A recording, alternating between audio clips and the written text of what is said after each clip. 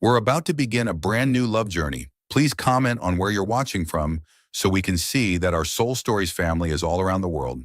New York on a June morning, sunlight streamed brilliantly through the massive glass windows of Coleman and Partners.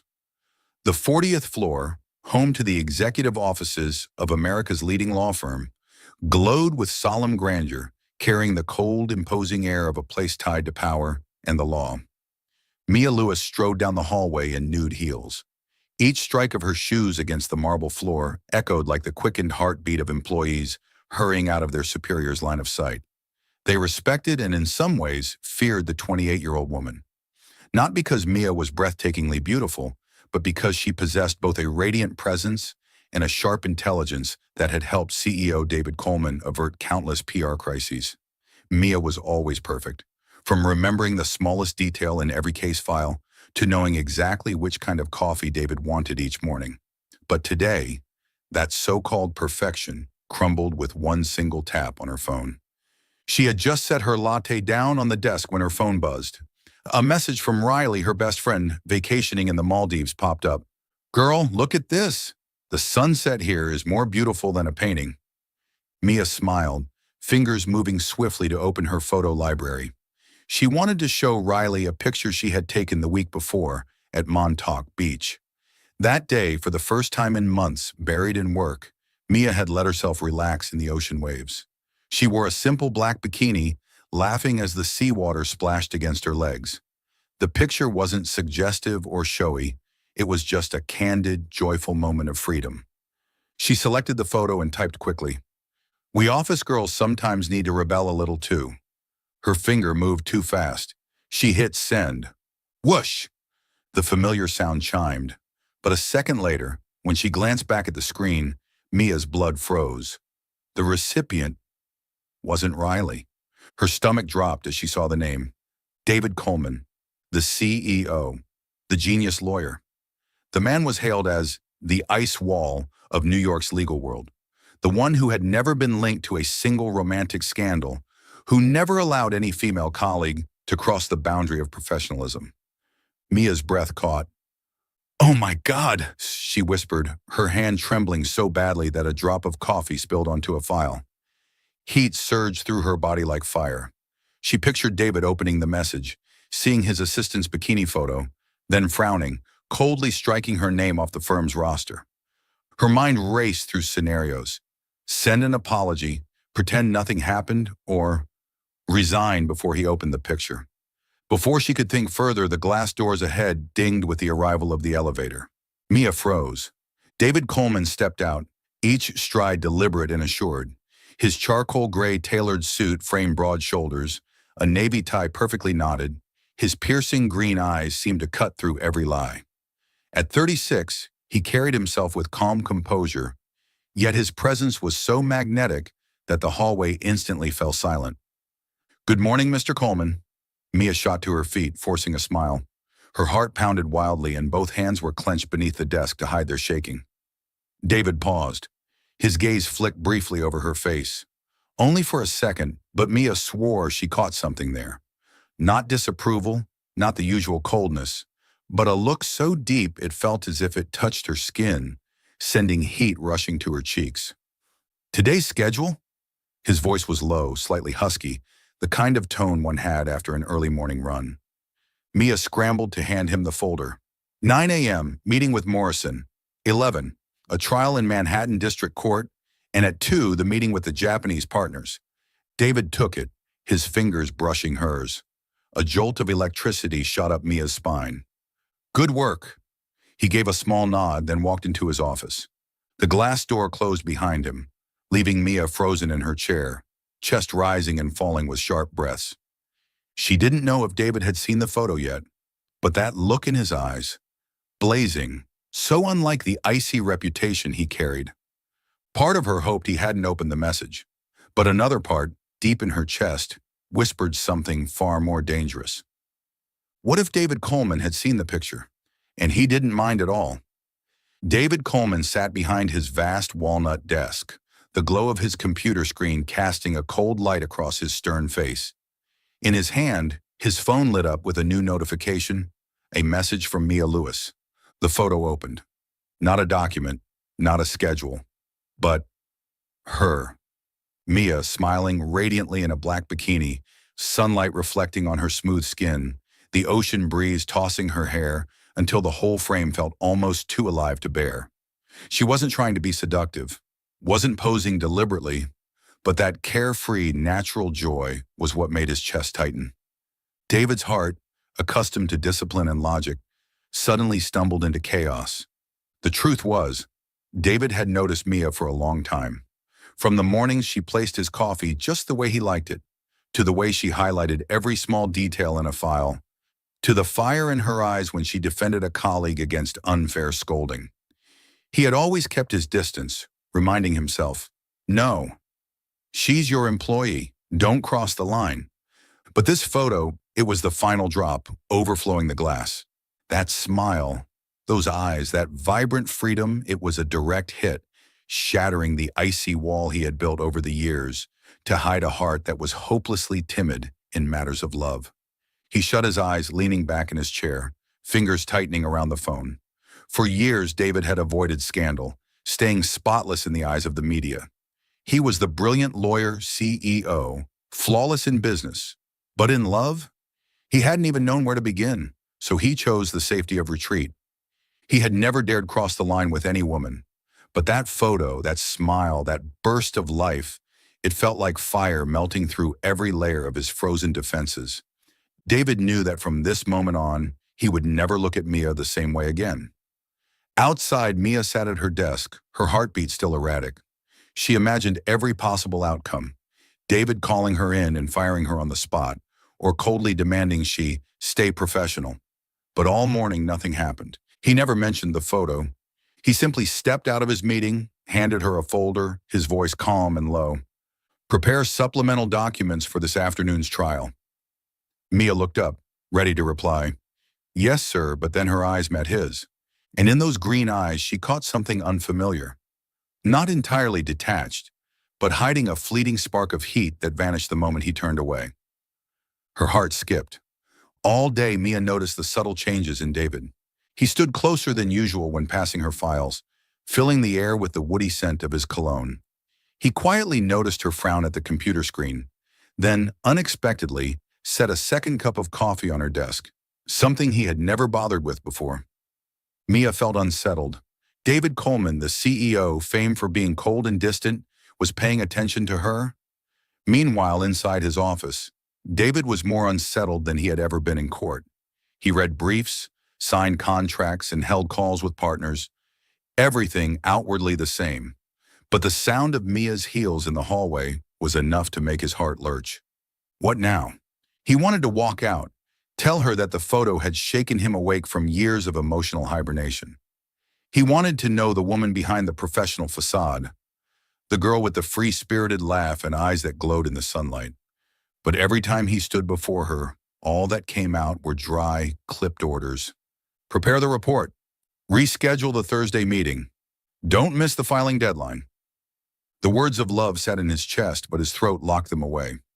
That afternoon, after a tense meeting, David stepped out and stopped by Mia's desk.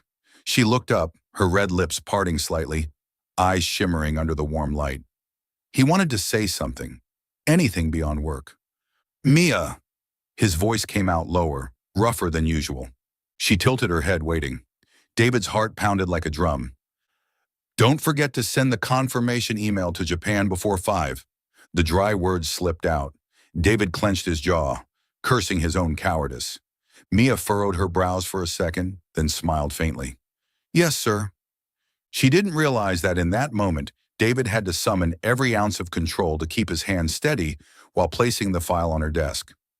That night, alone in his luxurious penthouse, David stood before the towering windows, staring at the glowing city below. The lights of New York glittered, yet none stirred him the way Mia's smile in that photo had. He wondered, could a man like him, cold, shy in matters of love, ever find the courage to step into her brilliant, vibrant world? In the darkness, David gripped his phone, his thumb brushing unconsciously over her image. Her smile was a flame burning away every calculation, igniting for the first time in his life a raw, unguarded longing. a longing not with logic but with his heart and instincts. Across town, in her small Brooklyn apartment, Mia tossed restlessly in bed. She thought about the strange flicker in his eyes, his quiet attentiveness, the way he had said her name in that husky tone. She wasn't sure if it was real or just a figment of her imagination, but inside her, a quiet fire had begun to glow. And Mia knew from that moment on, the boss-assistant relationship would never be simple again. Evening in Chicago. The city blazed with lights, the crowd still bustling along the downtown streets. Mia walked slowly beside David after a long evening with clients. She kept her professionalism in every gesture. But inside, the piercing green of his eyes still haunted her. David, as always, was composed, his charcoal gray suit perfectly framing his tall build. Yet Mia, with her sharp intuition, noticed something different tonight. He was quieter than usual. Something seemed to be wrestling behind that mask of the cold, untouchable CEO. As they stepped out of the hotel lobby, David's voice broke the silence, huskier than usual. "Care for a walk? I want to go over the Morrison contract." Mia hesitated. A CEO like him rarely wasted words, let alone suggested a casual stroll after hours. But in his stern gaze, she detected a flicker of unease, as if he needed a reason, any reason, to keep her by his side. "Yes, sir." She offered a small smile and followed him onto the street. The pavement was still damp from the afternoon rain, neon lights splintering across it like shards of broken glass. They walked side by side, shoulders brushing now and then. Mia could hear every beat of her own heart echoing in the silences between them. Suddenly, a voice rang out. "David! Didn't expect to see you here." A middle-aged man approached, hugging David as if he were an old friend. They exchanged a few words before the man turned to Mia with a mischievous smile. "This assistant of yours must be special to travel with you on business." Mia's cheeks flamed. David cleared his throat lightly and replied, "She's my most trusted associate." The friend quickly invited them both into a bar at the corner. It was a cozy place with golden lights and soft jazz drifting through the air. The atmosphere was unlike their usual world of seriousness. It was more intimate and unrestrained. After a few drinks, the friend got a sudden, urgent call and left in a hurry, leaving Mia and David alone at a table by the window. David's whiskey swirled in the glass, the light glinting against the sharp lines of his face. Mia looked at him, and for a moment he didn't seem like the icy CEO she knew, but like a man struggling to say something he had buried too long. He rotated the glass slowly, exhaling. "Mia." The way he said her name without Miss Lewis, without distance, made her look up, her heart stuttering. "I know what happened at the office. Probably worried you." He paused, his eyes darting away briefly, as if afraid of his own words. "That photo." Mia flushed, rushing to speak. "I truly apologize, Mr. Coleman." "It was a mistake." "No." He cut her off, his voice low but firm. "Don't apologize. Because it didn't change what I think of you. In fact," he hesitated, his eyes locking onto hers, deep and burning, searing through her defenses. "I've been impressed with you for a long time." The air in the bar seemed to thicken. "For a long time?" Mia whispered, her chest tightening. David nodded slowly, inhaling as though to summon courage. "Not because of the photo, but because you notice every little detail about people. The way you asked about Marcus's daughter in security. The way you cleared my schedule so I could visit my father in the hospital. The way you turn a lifeless office into a place where people actually feel seen." Mia was speechless. She had never realized he noticed such small things. David leaned forward, the golden light catching in his eyes, making them glisten with something both tender and trembling. "I'm known as the cold one. And maybe I really am. But you made me realize I've been too accustomed to loneliness. You showed me another world, a warmer, truer one." His voice grew huskier, as if afraid the words themselves would unravel his composure. Mia gripped her glass tightly, her heart racing. She had seen David in court, battling ruthless cases without a single step back. Yet now before her, he seemed awkward, hesitant, shy, even like a man stumbling into love for the first time. She smiled softly, her eyes glimmering. "Mr. Coleman, So behind the expensive suit and that cold CEO title is just a man who's shy about feelings. David let out a quiet laugh, revealing for the first time a hint of vulnerability. A smile not for the press, not for clients, but only for her. In that moment, Mia realized the icy armor he had worn for years was only a shield, hiding a heart that longed for love, but had never dared to show itself. Outside the window, rain began to fall lightly, catching the city's brilliant lights. Inside the warm bar, David and Mia leaned closer. The alcohol painted their cheeks pink, but it was the unbroken gaze, the breathless silences that heated the space between them. Mia turned her glass gently, whispering, "Maybe. I've never seen this side of David Coleman before." David lifted his eyes, burning with intensity, and replied, hesitant yet raw, "Maybe I only wanted you to see it." In the days after the Chicago trip, everything seemed to change.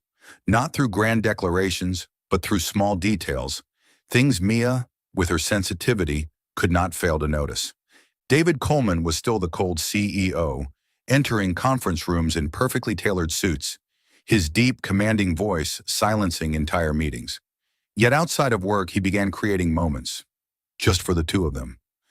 The first was a rushed lunch after a trial. David didn't ask his secretary to book a table at a high-end restaurant. Instead, he surprised Mia. "There's a little sandwich shop by the courthouse. Let's go." Mia blinked in disbelief. Him, the man of rigid precision, suggesting a modest diner? Inside the small shop, golden light fell across wooden tables. David loosened his tie and rolled up his sleeves. Mia had never seen him so approachable.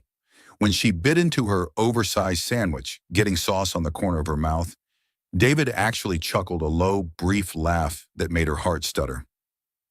Then came the late nights at the office. At 10 p.m., with the building empty, only the glow of desk lamps lit the high floor. Mia reviewed case files and David drafted arguments.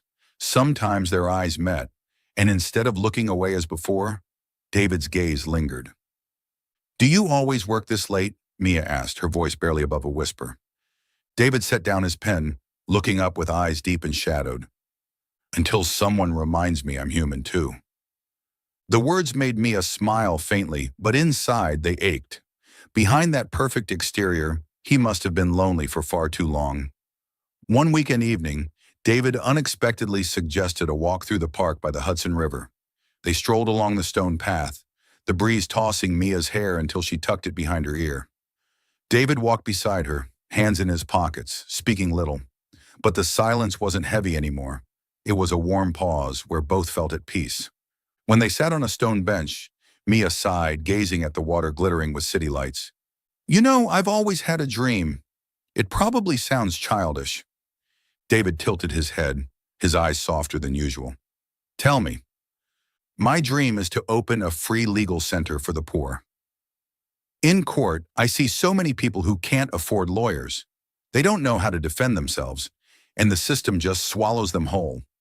I want a place where they can go and be heard, be protected not for money but for justice." Her voice trembled slightly, but her eyes shone with conviction. David was silent. She turned, expecting sarcasm or dismissal like she had heard from others. But no. He was staring at her deeply, as though seeing her for the first time. Not just an exceptional assistant, but a woman with a blazing heart. Suddenly, the corner of his lips lifted. A smile. Not the polite one for the press. Not the cold smirk from the courtroom, but a genuine smile so real it lit up his whole face. "You're not childish," he said softly, his voice deeper than the sound of the waves. "You're brave." Mia froze. She had never seen him smile like that, never heard praise from him that carried such warmth. In that instant, her heart slammed against her chest as though it might burst. But a moment later, David turned away, his expression composed once more. He clenched his hand, suppressing the urge to reach for hers, to pull her into his arms, to whisper that she had long been his dream. Yet David Coleman had never been good at matters of the heart. He only knew how to hide it, to swallow it down, letting unspoken words dissolve into the night. Mia watched him, smiling faintly to herself. She realized that behind the expensive suit and icy exterior was a man who was suffocatingly lonely, a man just learning how to smile for real because of her. That night, when they stopped in front of her apartment building, David stood still for a few seconds. His lips parted, as though he wanted to say something, but he hesitated. "Good night, Mia." Two ordinary words, yet from his mouth they sounded like the most awkward, unspoken confession. Mia smiled gently and replied, "Good night, David." And when the door closed behind them, both leaned against the wall on their side, hearts pounding wildly like they had just brushed against the edge of something neither of them could turn back from. At Coleman and Partners, Mia Lewis had long been considered the goddess of the office, not only because of her sweet beauty and radiant smile that seemed to brighten the entire hallway, but also because of her sharp intelligence and flawless professionalism. Men admired her, women respected her, and of course, there was no shortage of men who pursued her. One stood out among the rest, Adrian Carter, a young attorney recently recruited from a prestigious firm. Adrian was smart, smooth, and ambitious. He made no effort to hide his interest in Mia, bringing her coffee every morning, sending flowers to her desk, even inventing excuses to ask for her help on files just to steal a few extra minutes with her. "You and Adrian look pretty good together," a coworker blurted out one morning as the two stepped into the elevator. Mia only smiled softly and said nothing. She knew Adrian was pursuing her, but her heart had never once stirred. She wasn't looking for a flashy man. What she longed for was a love sincere enough, deep enough, to fill the emptiness in her heart. Meanwhile, in another corner, David Coleman watched it all. Outwardly, he carried the calm, impenetrable air of a CEO, his gaze betraying nothing. But inside, a storm churned. Every time he saw Adrian standing too close to Mia, his blood boiled. When Adrian leaned in, whispering with a smile, David had to grip his pen so tightly to keep himself from leaping up and pulling her away. He cursed his own cowardice. For years, he had crushed rivals in business with ease, won hundreds of brutal lawsuits without flinching. But in front of one woman, he fumbled like a teenager. That jealousy he buried under the mask of a cold executive. Yet sometimes it slipped out in the burning flickers of his eyes, in the way his voice turned rough every time he called, "Mia, in my office." One afternoon, Mia was assigned to handle a small case of a single mother fighting a disputed insurance claim, unable to afford a lawyer. To most at the firm, it was a case not worth the effort. But Mia stayed up the entire night studying the file. The next morning in court, David quietly slipped into the back row of the gallery, unnoticed. He wanted to see how she would handle it. And he was stunned. Mia stood at the podium, her voice clear yet sharp. She laid out every piece of evidence, every legal precedent, her eyes blazing with conviction. When the mother broke down in tears, Mia placed a hand on her shoulder, whispering reassurance, before turning back to the bench with a proud, unshakable poise that stole the breath of everyone in the room. When the judge ruled in her favor, the courtroom erupted in applause. The woman sobbed in Mia's arms, while Mia smiled the kind of radiant smile that seemed to erase every shadow in the world. David saw it all, his chest clenched. She was the living dream he had never dared believe could belong to him. In that moment, every wall of ice he had built shattered. He knew then that his admiration had long since crossed the line. It had become something uncontrollable. That afternoon, back at the office, Adrian strode up to Mia with a dazzling bouquet of red roses. "Congratulations, brilliant attorney," he grinned, eyes sparkling. Mia blinked, surprised, then smiled politely in thanks. But before she could take another breath, David's deep voice cut in from behind. "Miss Lewis, conference room, now." The hallway went silent. Adrian froze for a beat, while Mia caught the flicker in David's eyes, icy yet burning. She nodded and followed him, leaving Adrian standing awkwardly among the curious stares of their colleagues. The conference room door clicked shut. David stood with his back to her, both hands braced against the table, his shoulders taut. The air was heavy, as if one spark would ignite it. Mia spoke carefully, her voice tentative. "Mr. Coleman, is there something you need to discuss?" He turned. His green eyes burned with a fire he could no longer hide. He stepped toward her, each stride slow and deliberate, until her back pressed against the glass wall. Leaning closer, his voice came out rough, almost ragged. Do you know what I saw today? You saw me win a small case, Mia whispered, her heart pounding wildly. No, he shook his head, gaze cutting through her. I saw Mia so brilliant the whole world couldn't look away. And I realized I don't want anyone else to have that smile. The air thickened, suffocating. Mia froze, breath shallow. His half-confession, dripping with jealousy, burning with desire, sent a rush of heat flooding her cheeks. She blinked, searching for words. Are you jealous, Mr. Coleman? David didn't answer. His lips pressed tight, but the fire in his eyes answered for him. In that moment, Mia understood. Behind the icy facade of a CEO shy in matters of love was a man who loved fiercely, who burned with jealousy, and who didn't know how to express it except through awkward words and a gaze that blazed like fire. And in that moment, her heart stumbled too. Soul Stories fam, if you're watching on another channel, come home to us at Soul Stories, where tens of thousands of listeners and sharers come together. Rumors don't need proof. Just a glance that lingers 3 seconds too long, a lunch not logged in the calendar, or an elevator ride that takes too long on the 40th floor. That Monday, the headquarters of Coleman and Partners buzzed like a disturbed beehive. Whispers spun as fine as hair, clinging to suit jackets, slipping into morning coffee cups. She really is beautiful. But the CEO and his assistant, climbing that fast? Must be more than just talent. Mia caught stray fragments as she passed the copy room. She smiled politely, walking on as if untouched. But inside, every word cut across her heart like raw lines of fire. By afternoon, an anonymous legal industry site posted an article. Coleman and Partners, cold CEO or cold only to outsiders? The piece pieced together grainy paparazzi shots of a glass window, two blurred silhouettes, then spun them into cheap insinuations. In the boardroom, some partners discreetly reminded that a CEO's personal reputation reflects on the company. The PR team's phones burned hot.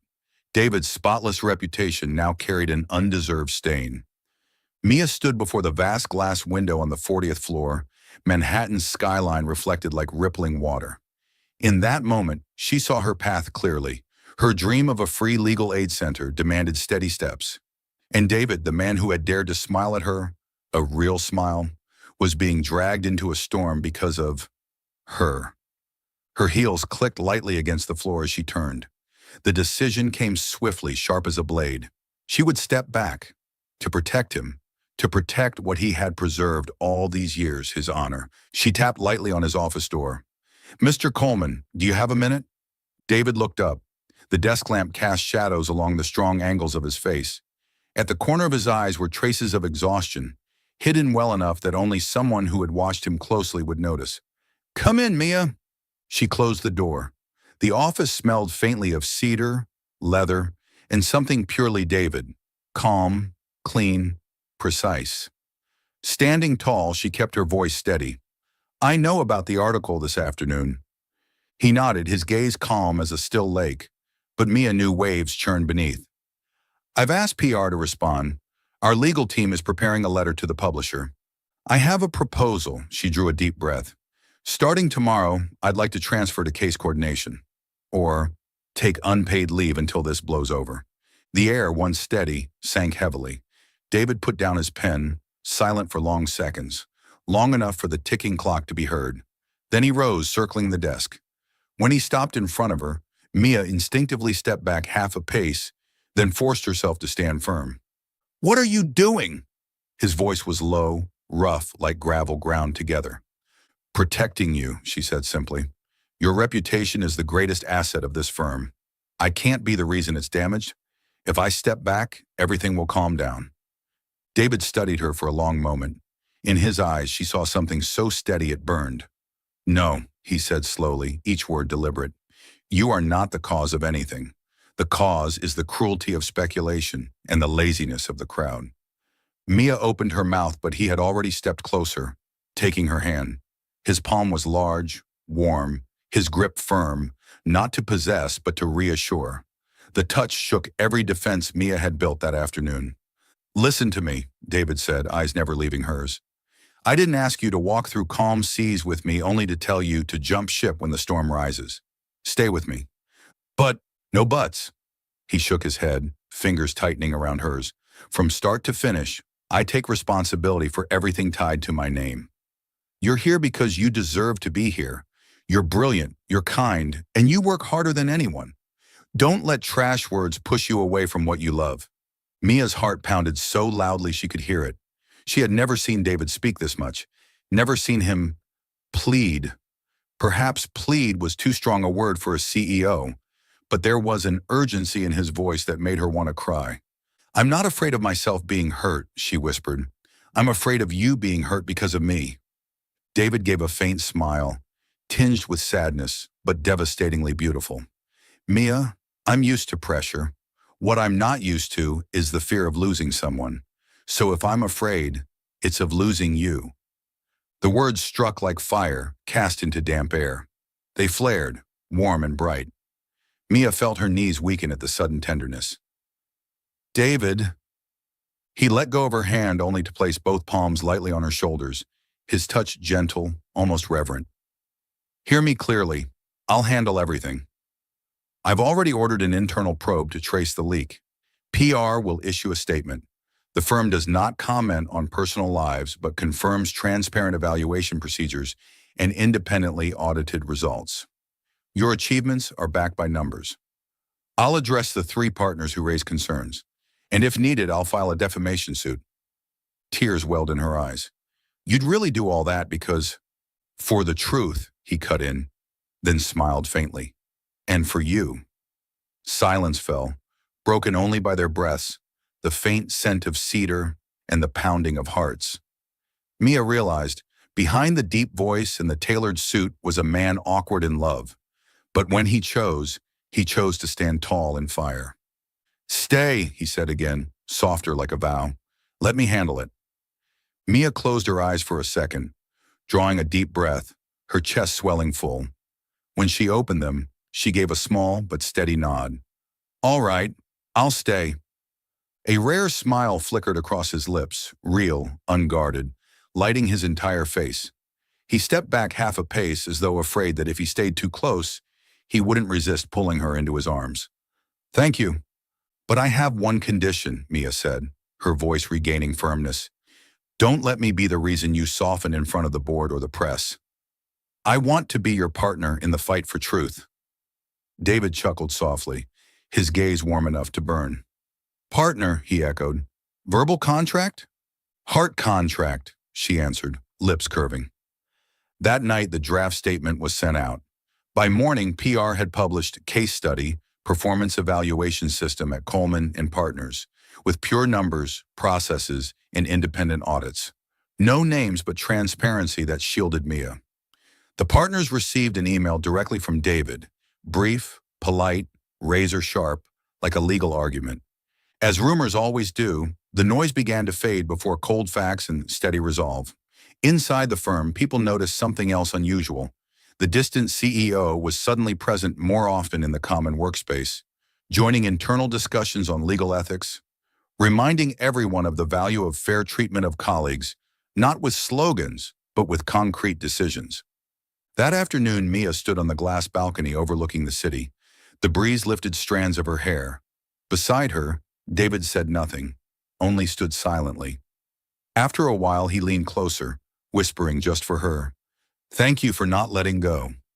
Mia turned, caught his deep green eyes like a dark lake. She smiled slowly. "Thank you for holding on." They haven't touched yet. They didn't need to, but the space of a hand's width between them was so charged that anyone passing by would have felt it. Something was blossoming, defying wind, defying rumor. And this time, instead of retreating, they chose to move forward together. That morning, the main conference room of Coleman and Partners was packed. The board of directors, department heads, and senior attorneys all sat in rows, their gazes sharp with tension. On the large screen at the front, a headline from an online paper glared back at them. Beautiful assistant climbs career ladder, thanks to relationship with cold CEO. The accompanying photo showed Mia stepping out of the building alongside David a few nights earlier. The angle was suggestive, the caption mocking enough to reduce years of her hard work into cheap gossip. The air was suffocating. A male voice rose from the board. "Mr. Coleman, this firm was built on reputation, and now partners are asking, is advancement here based on merit or on intimacy?" Whispers rippled across the room. Mia sat in the corner, her hands clenched beneath the table, her heart pounding erratically. Every look felt like a blade turned toward her. She wanted to stand, to shout, to remind them of all the sleepless nights drafting briefs, all the small cases she fought for the vulnerable, every relentless effort of the past 3 years. All of it couldn't be erased by a single tabloid headline. But her throat closed. She turned toward David, sitting at the head of the table, his face as cold and unreadable as stone. Would he stay silent? In that moment, Mia knew. Maybe it was time for her to walk away. She couldn't let this man lose his reputation because of her. The thought tore at her heart, but it felt like the only way to protect him. She shifted, preparing to rise. But then David's large hand slipped over hers beneath the table. Holding firm, she snapped her head up, meeting his gaze, and for the first time, she didn't see the familiar ice but fire, blazing with resolve. David gave the smallest shake of his head, whispering so faintly she almost missed it. "Don't leave. Stay. Let me handle this." Then he stood. The room fell silent instantly. David Coleman, the cold CEO, the ruthless lawyer who had never let emotion bleed into business, was about to break the wall he had built for years. "Enough!"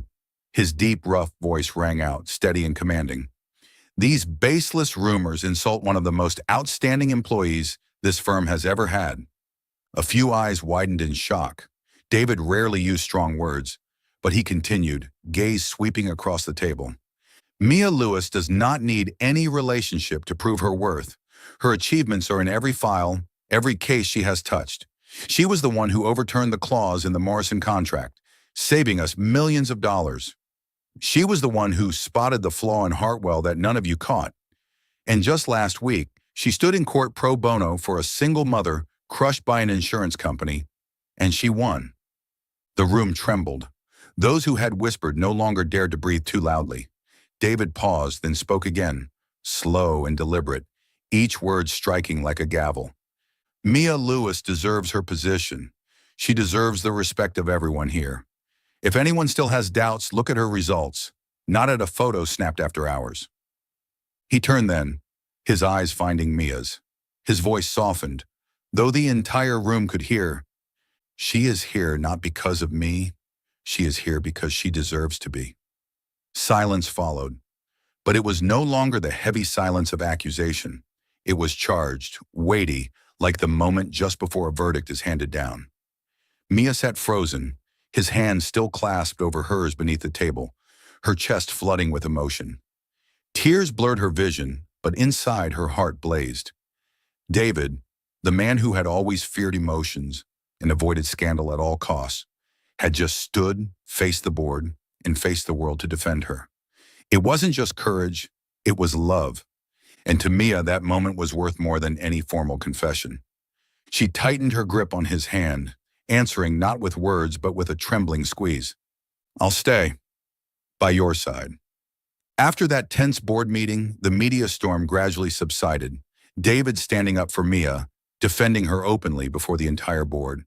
Not only silenced the rumors, but also allowed the company, for the first time, to see another side of its cold CEO.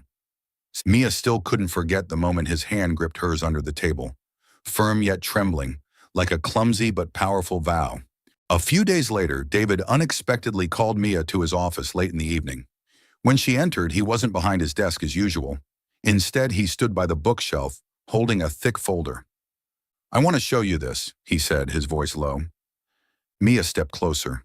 On the table lay a draft plan titled Coleman Legal Aid Foundation. Her eyes widened. "This is a project I've been planning for a long time," David replied, meeting her gaze. "A nonprofit fund to support cases for those who can't afford lawyers. I want to build a system connecting volunteer attorneys, something like what you once told me, a free legal aid center." Mia froze, her throat tightening. How long have you thought about this?" "A long time," He exhaled, his eyes dimming. But I never dared to bring it to light. Partners would say it's a PR stunt, and the board would fear it hurts profits. I always hesitated. He paused, looking at her as though searching for strength. But after watching you fight for that single mother the other day, I realized I can't keep hesitating. I want you to help me make this real. Mia gently touched the folder, her fingertips trembling. This was the dream she had once blurted out by the Hudson River, and now the man who had always seemed so distant was turning it into an actual plan. "Mr. Coleman," she whispered. "David." He cut her off, his eyes almost pleading. "If we're building this dream together, I don't want any distance between us." Her heart thudded wildly. She nodded, smiling. "All right, let's do it. Together." In the following weeks, they threw themselves into the project with unprecedented passion.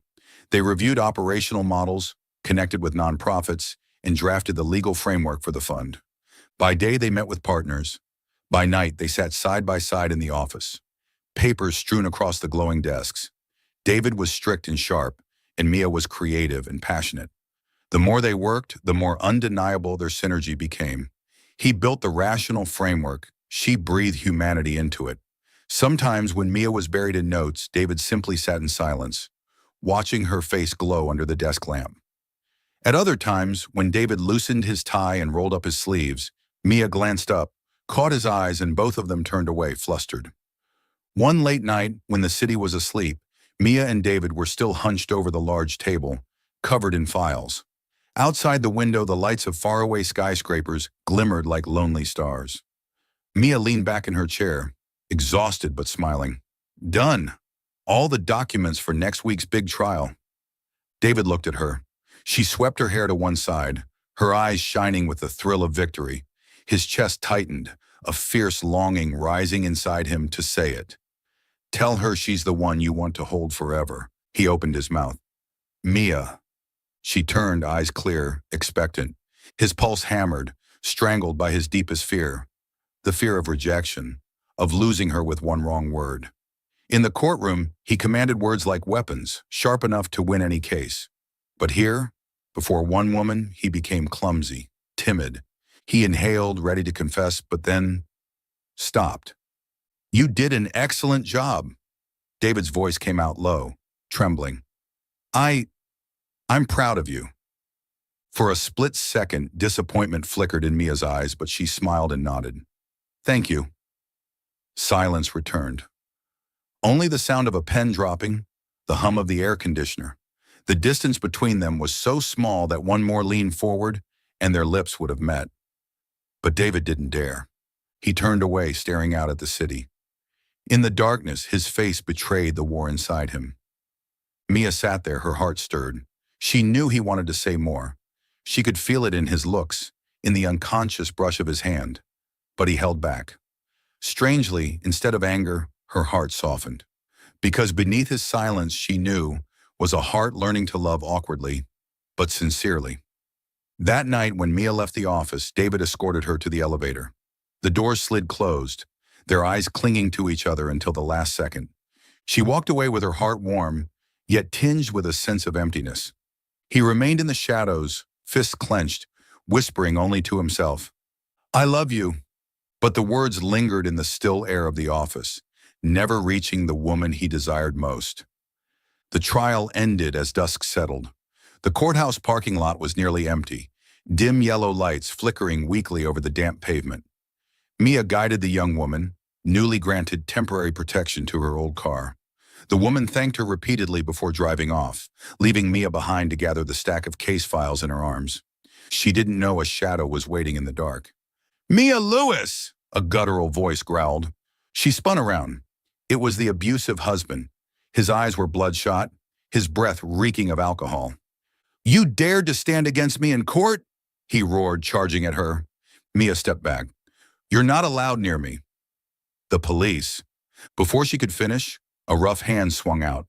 The slap landed across her cheek like a thunderclap, sending Mia crashing onto the cold concrete. Files scattered, papers fluttering through the air.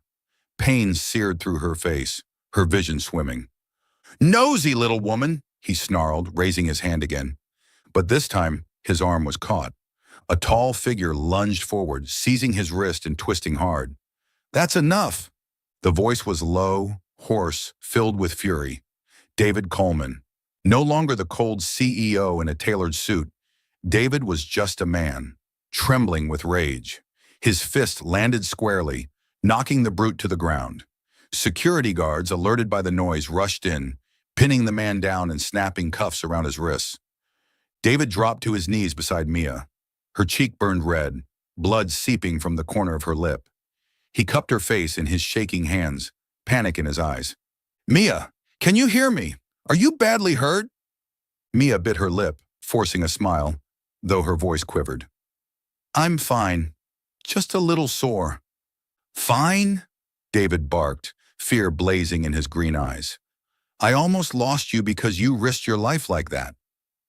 He pulled her into his arms, holding her so tight it was as if he wanted to merge her very breath with his own. His body trembled, so different from the untouchable figure she knew in the boardroom.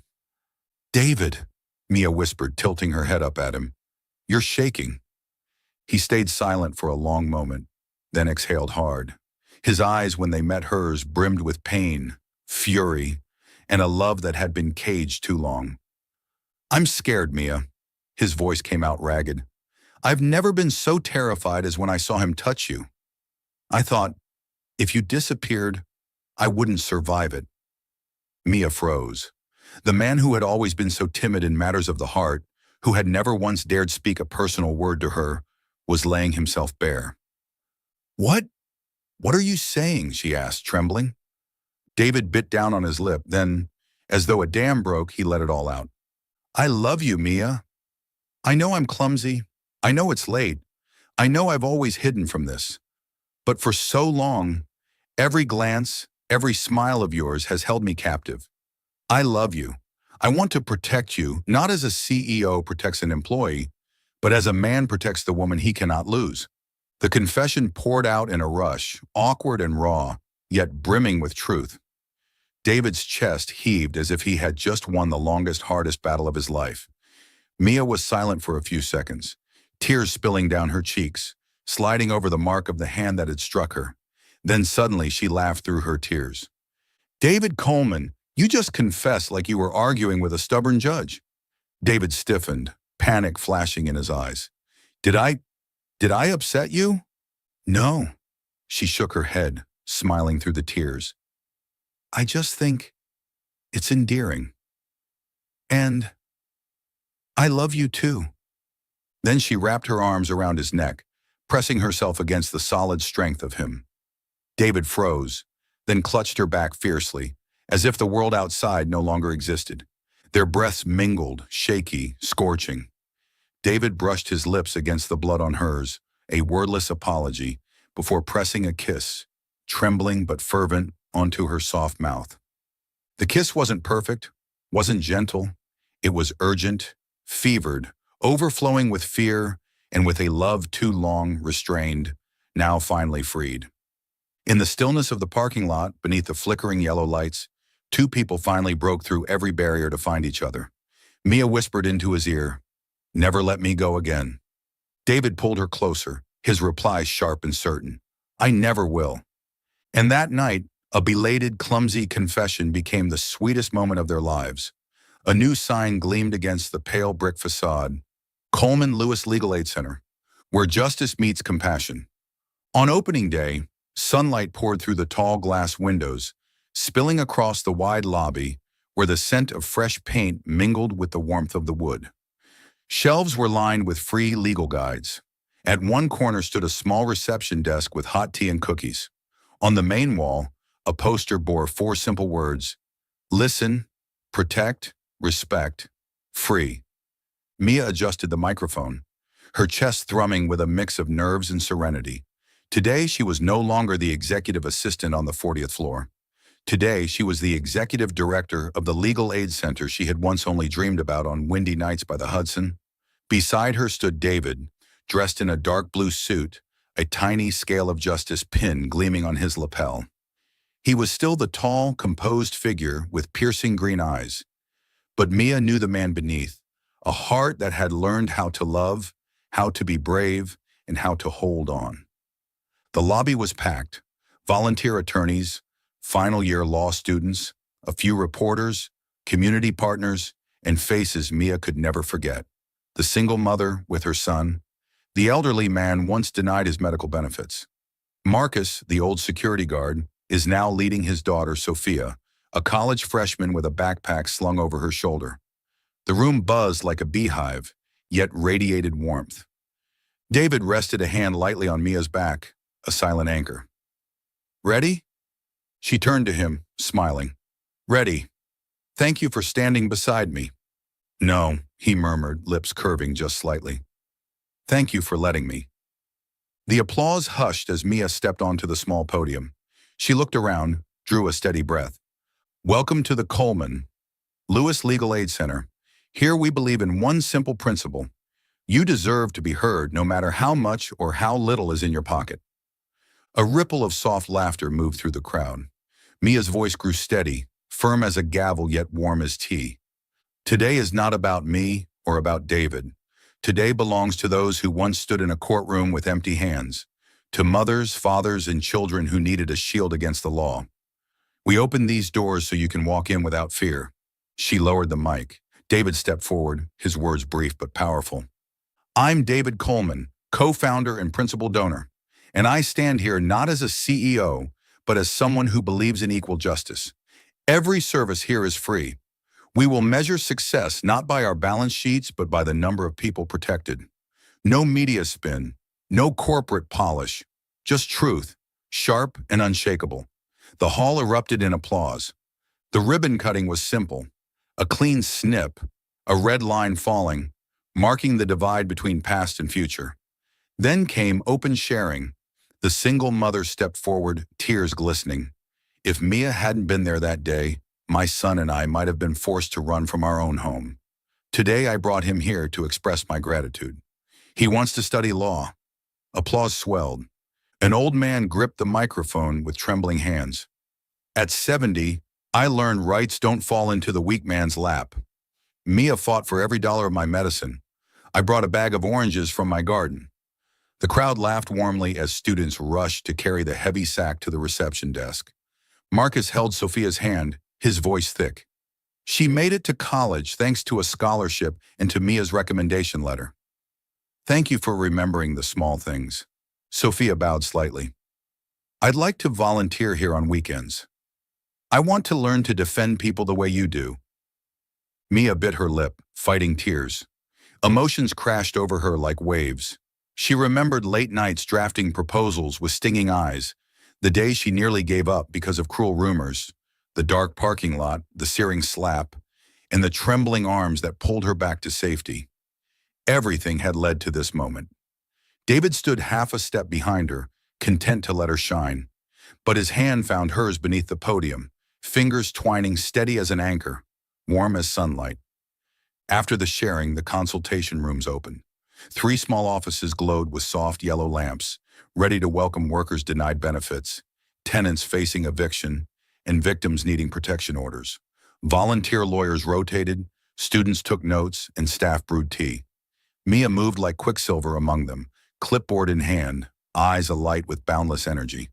In one room, she sat beside an older woman, clutching medical bills.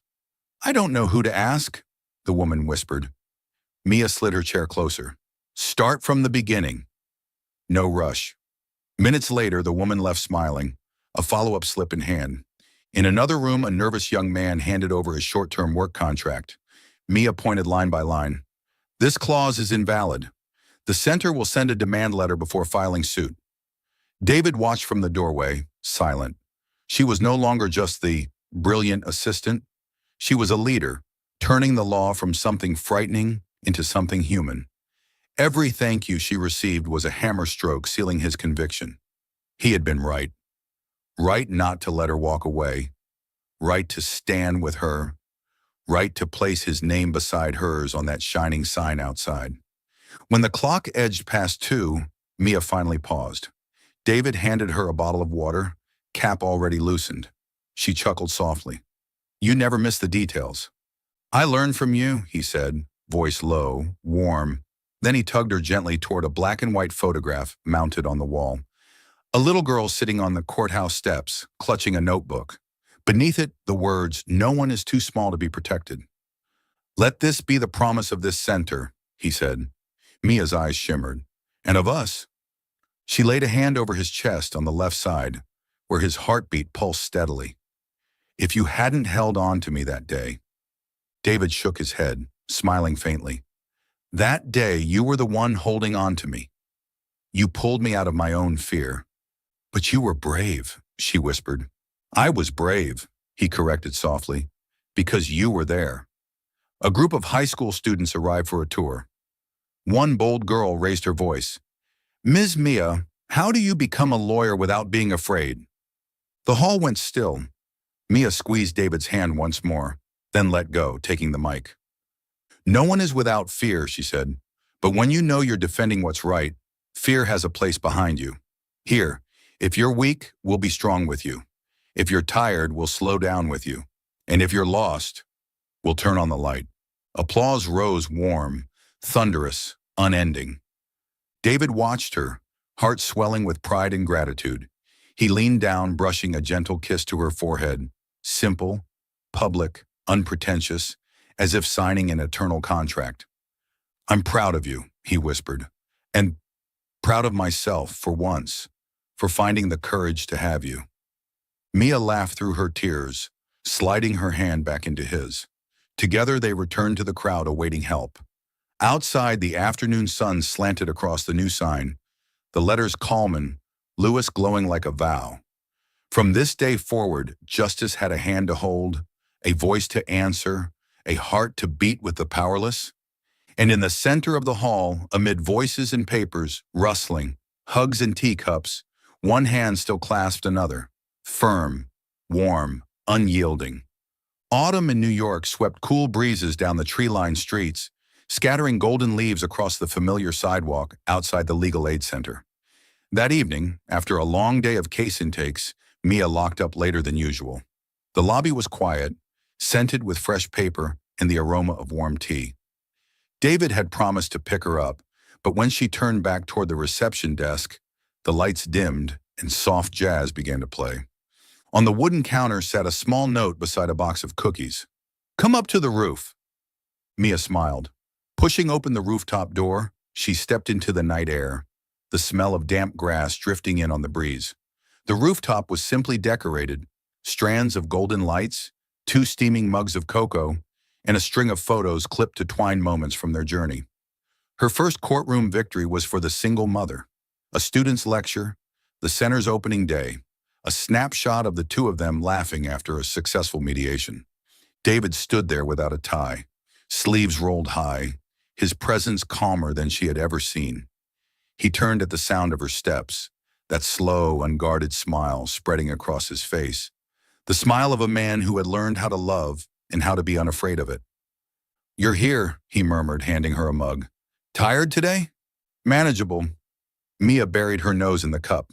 The sweet, chocolatey steam slowed her heartbeat. "You?" "I'm fine." He studied her a moment longer than a breath. "I need to say something.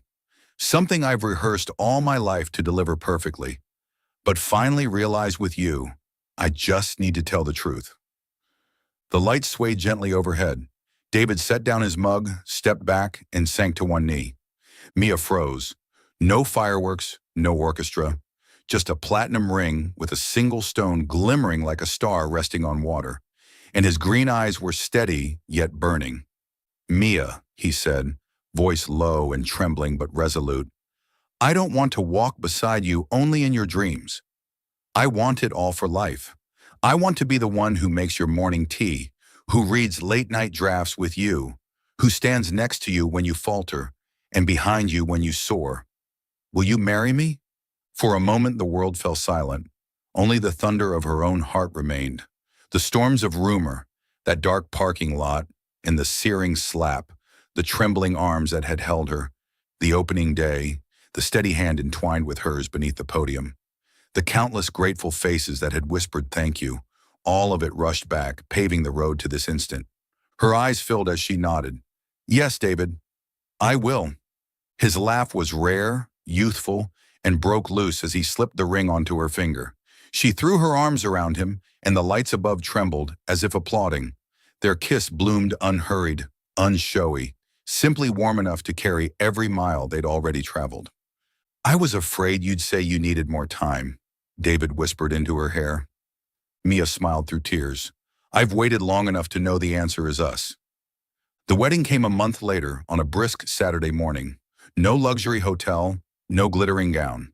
They chose the small garden behind the center, where white ribbons were tied to rows of wooden chairs, jars of wildflowers, a dessert table baked by Marcus and a few neighbors. Sophia, the once nervous teenager, now grown, served as MC, stammering over her lines until the whole garden burst into laughter and applause. The guests were the very people who had shaped their journey, the single mother now radiant, holding her son's hand, the old man with his basket of oranges, stubbornly placing it at the reception table. Immigrant workers in pressed shirts clutching handwritten cards in different languages, volunteer lawyers, students, former colleagues, even a few once skeptical partners arriving with firm, honest handshakes. Mia walked in wearing a simple white dress, her hair pinned low with a sprig of baby's breath. David's eyes locked onto her, drawn as though by gravity toward the woman he had once been terrified to lose, and had finally learned to be brave enough to keep. Their vows were brief, everyday promises rather than grand declarations. "I promise to always save you half, even of the last piece of bread. I promise to charge your phone every time you forget. I promise to listen, even when you're silent. I promise to hold your hand, even when you're afraid." The officiant, a retired judge who had trained interns at the center, smiled warmly. "By the power vested in me, I pronounce you partners for life. Remember, marriage is the most flexible of laws, but Article 1 has never changed. Respect." Applause erupted as the small string ensemble played. David cupped Mia's face and kissed her amid cheers. It wasn't extravagant, but it was achingly warm. The reception turned into a chorus of shared stories. The old man raised his hand, voice shaking. "Once Mia told me, 'You have the right to ask why.' Today I ask, why is your love so beautiful?" Laughter followed. The single mother presented a crayon drawing from her son, two adults holding hands beneath a building labeled "Justice and Love." Marcus lifted a glass. "I saw Mia remember every small thing. My tea, my daughter's piano lessons." And David, he remembered her heart. "Congratulations for holding on to the one thing that matters most." David never let go of Mia's hand. Sometimes he stepped back, letting her bask in hugs and blessings. But whenever her eyes grew bright with tears, he squeezed her hand tighter, silently reminding her, "I'm here." Near the end, Sophia lifted her violin and played the same jazz piece she had played on the night of the proposal. Mia laughed through a hiccup of tears. David pressed his forehead to hers, their slow dance weaving into the scent of cakes and leaves. In that quiet sway, they told each other everything without a single word. "We've arrived." Life after the wedding was busy again, but never lonely. Mornings began with David pouring coffee. Midday, Mia texted, "Have you eaten?" In the evenings, they read through memos before the lights went out. They argued sometimes about procedure, budgets, and David's habit of bringing work home. But every quarrel ended with an embrace, an apology, and a kiss. They learned to balance like clauses in a statute. Logic and compassion, different yet complementary. One weekend, a package arrived at the center. Inside lay a hand-painted acrylic plaque, lines uneven but full of feeling. "Thank you for turning on the light." No name attached. Mia hugged it to her chest, eyes burning. David stood behind her, arms circling, chin resting on her head. "That's the world's way of saying you were right." "We were right," Mia corrected softly, kissing him. Dusk fell as they pulled down the shutters and stepped outside. Ahead, the freshly shortened sign glowed against the darkening sky.